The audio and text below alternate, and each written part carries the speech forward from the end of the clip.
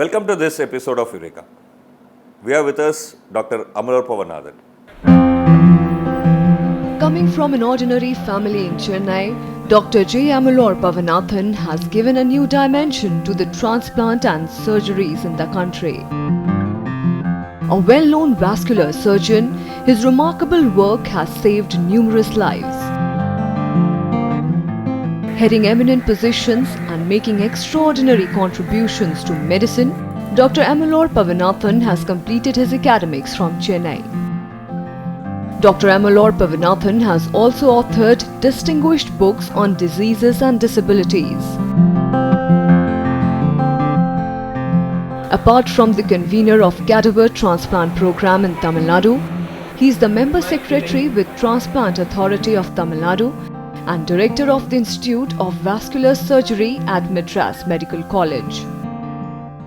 He is a person who is heading the transplant organization in Tamil Nadu. Thanks, sir. Thanks for joining us in this show. We are very glad that you are part of here. Pleasure to meet you. Yeah. Let me start with a question. Of course, medicine is something that many youth are, let's say, fascinated with. How did you come into medicine? I come from a very ordinary family from Chennai. We could never dream of entering into medical colleges those days. But there was a science teacher in my school. Okay. Still remember his name, Ravindra Kumar. Ravindra Kumar, a science teacher. Ravindra. He made science so pleasurable. I was a very dull student. I was not a very intelligent student. I would just pass. But he came to teach physics in 8th standard. 8th and Ravindra Kumar, a physics teacher. He was a physics teacher. He made a revolutionary change the way I could understand physics. His classes were also so simple. If you recollect your own school days, each period will be 45 minutes. Yes. He said, first 15 minutes I will teach you. Second 15 minutes I will dictate what I have taught you. Last 15 minutes we will discuss anything. Anything. Either related to this topic or related to the previous topic I took or related to any other science topic. Imagine that kind of scientific liberty when you are in 8th standard, when you are in a small school for ordinary people. Most places people today complain that you are not even allowed to ask doubts, forget about discussing freely. Yes, yeah. So then, this was he was a physics teacher. He was a physics teacher. But then, how did he made you interest in medicine? I mean, it seems a bit again interesting. At that time, Madras Medical College, where we are sitting right now, used to organize what is called medical exhibition. Okay. For lay people. You can pay 5 rupees and come there. It's a huge exhibition. They will showcase all their departments. So schools were encouraged to come. So our school came here. So he was the teacher in charge of that program. He took us, about 50 students, to the medical exhibition in Madras Medical College. And he tried to explain all that was exhibited those days in the medical exhibition. Two things fascinated me that time. One was a human body in anatomy, cut and kept in pieces. Human liver, human heart, and something inside your body, which that's internal organs which that's you the cannot first time you otherwise can see a human body cut and you can view the interiors of the body. Imagine you are an 8th standard boy, you don't know what is beneath your skin. And suddenly you see your heart is so big, your liver is so big, your kidneys are so small, etc. That was fascinating. Second most fascinating thing I remember in that exhibition was beating heart. Beating heart? Beating heart. Okay. That was the time probably this so-called electrocardiogram came into effect. So one young medical or house surgeon maybe or postgraduate was trying to demonstrate how the heart's contraction is by electrical impulses. Okay. And those electrical impulses could be recorded and studied and they reflect the heart's function. She was trying to explain what is P wave, what is QRS complex, what is T wave, etc. It was very, very exciting to see. Just to imagine that heart works by electricity. And you are just an 8th standard student. Yeah, it's like transistor in those days, exactly. which work by, you think that exactly. it's all the electrical device. Somebody is putting some leads and it records your heart and my heart is normal. And so, without even looking at anything else. So, that was a very fascinating experience for me. That made me get interested in medicine. This was in your school. But then what happened later? Again, there was another teacher when I was in Loyola College. Loyola College. I mean, what were you doing in the college? Pre-university course. Pre-university. That is after you were 10th standard. 11th standard. It's your 11th standard that you were doing in Loyola College. Those days it was 11 plus 1, then college. His name was Loftus Simon, a chemistry teacher. Chemistry teacher? He was a chemistry Okay. who made chemistry so very simple. And he was the one who used to teach the electron, proton, neutron, etc., though they were not strictly chemistry. They were in physics. But he was the man who taught us how electrons behave when they move to another molecule. Medicine opened the way. Because medicine is ultimately chemistry. You say medicine is ultimately chemistry. Ultimately, it's chemistry. I mean, how do you say so? I mean, people might really be wondering what you are making Because like that. you are what your cells are. Okay. Your cells are what the chemistry, what the chemicals they have. So, the way that I am speaking to you and you are speaking to me has got to do a lot with sodium, potassium, ATPase pump, etc. So basically, quite a lot of biochemistry goes on in your body. Exactly. I mean, in that sense, if you take a human cell, what happens every nanosecond in that cell is very fascinating. I don't think we have understood that completely, and it may take several years and maybe hundreds of years. But what we know, what little we know, is quite fascinating, and that would get any medical student to do further research. we have just only opened that area. Yeah, we are just looking at it from outside. At this point of time. But bit curious, you yourself said you are not that bright student, you are a dull student, and always medical education has been very competitive. It's not easy for a person to get admission. I'm a bit curious. I mean, what happened between 8th standard and your 11th standard that you are able to... This, I told you, this physics teacher made learning so easy and so simple that suddenly I could score very well. I could score very well in science, I could score very well in mathematics. So basically you became a student who put effort in understanding. Yes. And not merely memorizing it. I could never do that. You could never do that. I could never do but that. But then the education system was open enough in those times. Yes, that a person who actually understands actually can excel. Exactly. Rather than a person merely who memorizes and exactly. It's a interesting point I think we need to note in contemporary times, when there are lots of educators who are talking about how our education system favors memorization and not understanding. Exactly. So we need to have I a also rethink. think teaching has two components. A good teacher will make a student think, not read. What is lacking in school education and even in college education is not making the student think, or not making the student think about the processes. They may be very good with facts, but they are not good with facts. Ideally, it should be a correct combination of facts and the processes leading to these facts. Interesting. I mean, we'll continue this discussion, but we will take a very short break. Don't go back. We are going to have a very interesting discussion on organ transplantation after this break. Welcome back to this episode of Eureka. We are in conversation with Dr. Amalorpavanathan, who is the head of Tamil Nadu Transplant Authority. Sir, we were talking about your childhood, how you got inspired in science and medicine, and then you came to medicine before the break. But now I would like to shift to your current position, which is, I think, of great interest to our audience: transplant of organs. It's been one issue where people have always had lots of questions, ethical questions. There have been lots of doubts. I know if you remember the popular novel, Coma. I mean, it claims that a lot of people were put under coma so that their kidneys can be harvested. I mean, there is always, some element of, what should I say, some mistrust about the organ transplantation. What's your view on that? Again, I must go back to a little bit of history if you like. In 1970s, the French doctors identified a subsect of coma, people who are comatose. Not all people die, but some people die whatever you do. They didn't know what they were dealing with. There were no CT scan then, remember. Okay, yeah, okay. They called it coma impasse. That is coma beyond comprehension. Beyond coma. Beyond coma. Called it coma So impasse. basically they were studying people who were in coma and Yeah. they found that there were two groups. Yeah. One group never recovered. Whatever you do, they die. They died. Yeah. Another group recovered or remained like that. Then in America, again there's an interesting person called Mohandas. Mohandas. I don't know who he is, and another person called Chu. They published a very landmark paper that when your brain stem is dead, Okay.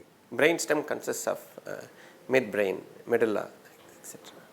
So if your midbrain or brain stem is dead, you cannot come back to normal. So whatever basically happens, when the brain stem becomes inactive, yeah, you don't see any action there. yeah, and if it is irreversible, you are dead.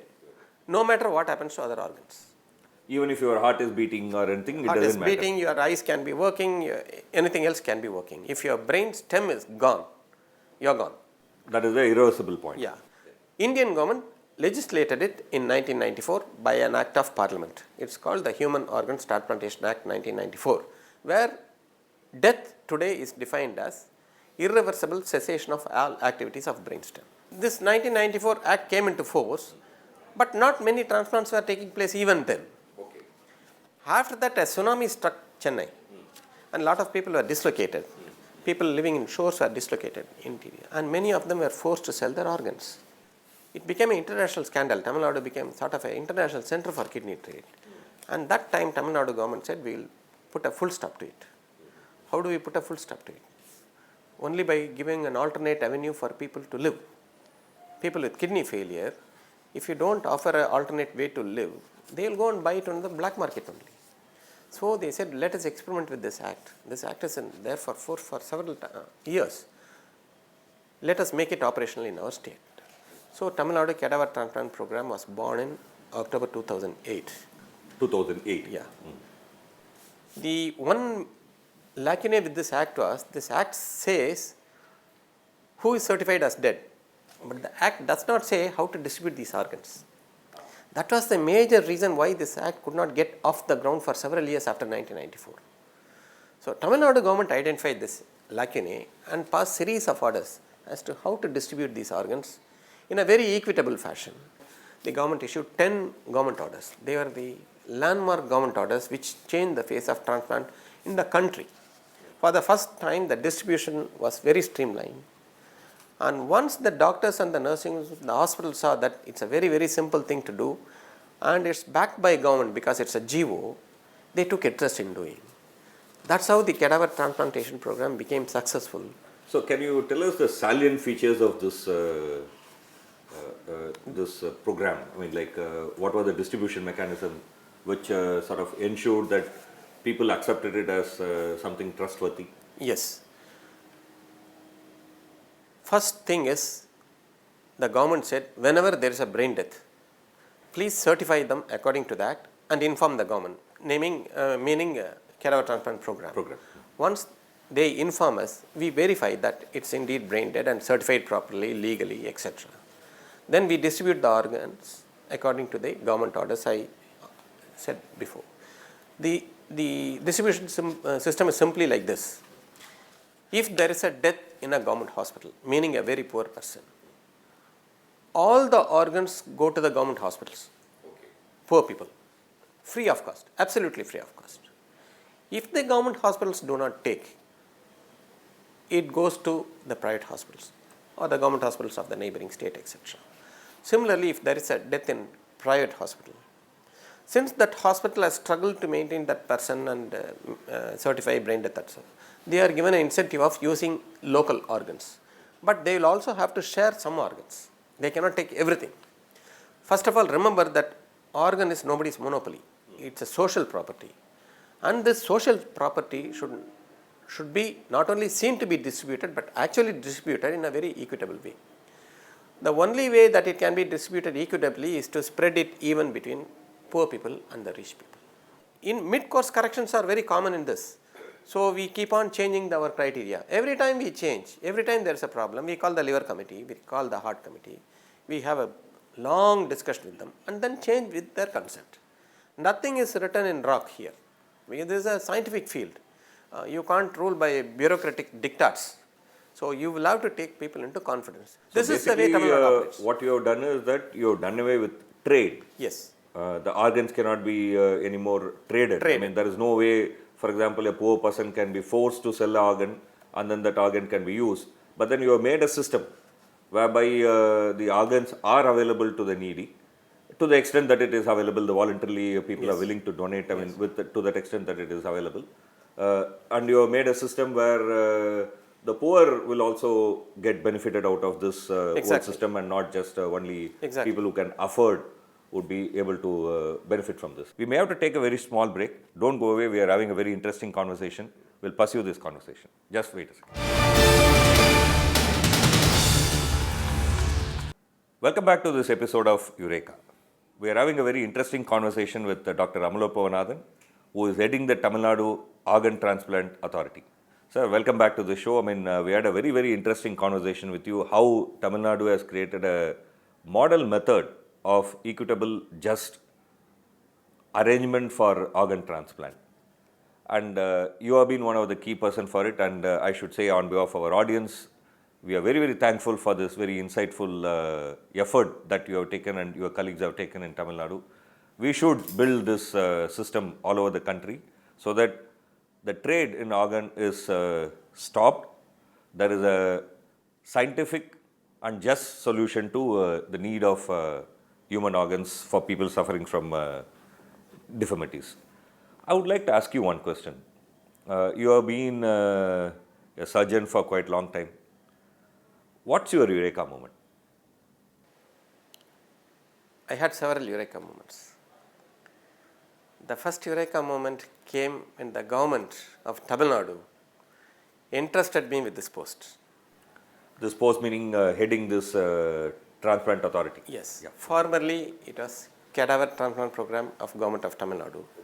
It was headed by the Principal Secretary Health, and I was reporting to him directly.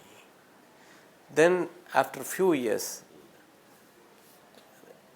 it evolved into what is called Transplant Authority of Tamil Nadu. Transplant Authority of Tamil Nadu. Today this program is chaired by the Honorable Chief Minister of Tamil Nadu, and the executive committee is headed by the Principal Secretary Health and Family Welfare. So first of all, the amount of importance that is given to this program, we can see that because Chief Minister herself heads this program, and so we are very, very careful that nothing amiss happens in this program. And after every transplant, a report goes to all the people in the government, executive committee members, up to the CM, it goes. So all of them know what is happening after every transplant. So whatever there is little scope for errors or mistakes are avoided. So, and constantly we keep getting suggestions, you could have done this way, you do this way, you do this way, etc. So that keeps us alert, and that keeps us also progressing from stage to stage. This is one. You asked about Eureka moment. Actually, there are 2-3 Eureka moments. The first time was when WHO hailed this as a model program for third world countries. It was somewhere in World Health Organization studied this and then hailed it as a model program for the third world countries. It was somewhere around 2010. When WHO in one of their meetings hailed Tamil Nadu program as a model program for any emerging third world country to be emulated. That was a real Eureka moment, because we were such a small organization, only 2 years into existence, and the international body takes notice of what is happening in one corner of India and hailing it. It's certainly a real Eureka moment. The second Eureka moment was British Medical Journal wrote an article on the famous British Medical Journal, which is kind of internationally acclaimed. That's the oldest medical journal in the world, with the largest circulation, and supposed to be very unbiased, etc. All of us read it as when we were students, and even now we read it. And they write a full article on the Cadaver Transplant Programme of Tamil Nadu. Okay. It was a commissioned article. We didn't write it.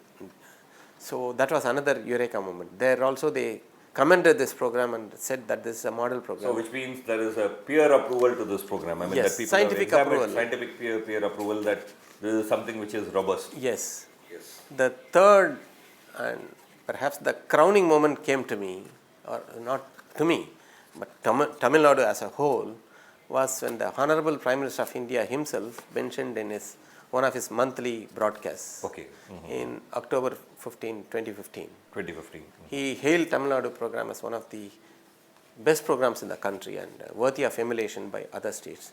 That was the Eureka moment for the state of Tamil Nadu. Thanks. It's a very, very interesting and important point. I think we need to, all other states need to also look this and then build on what you have built here. Let me now ask you slightly a different question. I mean, you have been a teacher. I mean, you have been a surgeon, but when you are in a government medical college, you are also a teacher. I mean, you teach quite a lot of medical students, the next generation of medical students from this august institution. What do you think is key challenge for medical education in this country? As a teacher, I am interested in two things in my students. One is they must realize that we are producing doctors for this country. Doctors for this country. I am producing my student to work in India. So my student must have a good grasp of the reality of this country. Not just medicine, but not just pure medicine. But he will have to work in this country. So various adaptations have to take place. You cannot just take something from Washington and put it directly here. It won't work. So our students have to realize that we are producing doctors primarily for this country to address the health needs of this country. This is number one. I constantly impart this feeling to them. Whenever we have everyday classes, etc., they tell us what is happening in US, what is happening in UK, what is happening invariably I'll ask them how to adapt it in this country. Customize it for the local How to customize and how to make it cheaper, how to make it affordable for the common man, how to make it very safe. This is number one. Number two, I impart with the students is critical thinking. Critical thinking. Critical thinking. How to study a study. How to study a study. Yeah. Don't think all studies are genuine. Or equally valid. Or equally valid. You must always have this third eye.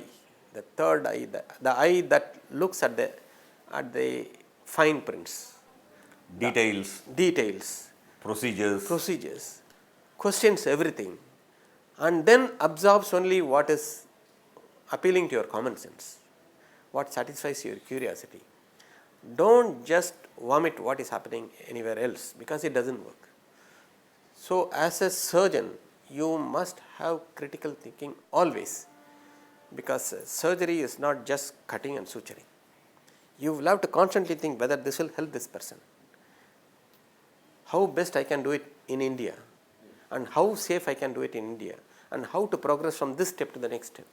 So two things I told you: critical thinking and the mentality to work in a third world Keep country. India in your mind. In your mind always. That's These are the India with all its multiform imbalances, everything. Everything.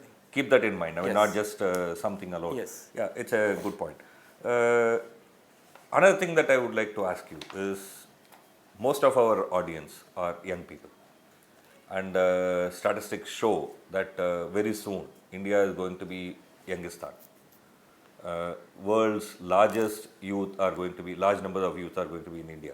India is going to be a country where 50% is going to be below 32 years. What is your message for the young people of India? My message is very simple. You must suspect the obvious. You must suspect the obvious. Suspect the obvious. This is a phrase from Sherlock Holmes. Sherlock Holmes, okay. You must suspect the obvious. So try to keep questioning everything. Don't accept anything as doctrinal truth. There is nothing like that in this world. Everything Don't accept anything as doctrinal truth. Nothing as doctrinal truth, because things keep changing always. Put common sense before anything else. and try to build ethics into whatever you do. Try to build ethics into whatever. Into whatever you do. This is the simplest message I have for the students. Good. Excellent. I mean, it's a very, very important message that he has given to us at the fag end of this program. We don't have much time to pursue this. We are having a very interesting conversation, but for want of time, we have to wind up this program here. But his message, suspect the obvious. There is nothing called doctrinal truth. Rethink everything. Have ethics in whatever that you do. I think are three important key messages that a person that he has given to us, perhaps we should mull over it. Thank you. Thank you for your time, and we are very glad that you are able to. Pleasure for this conversation. Thank you. Thank you.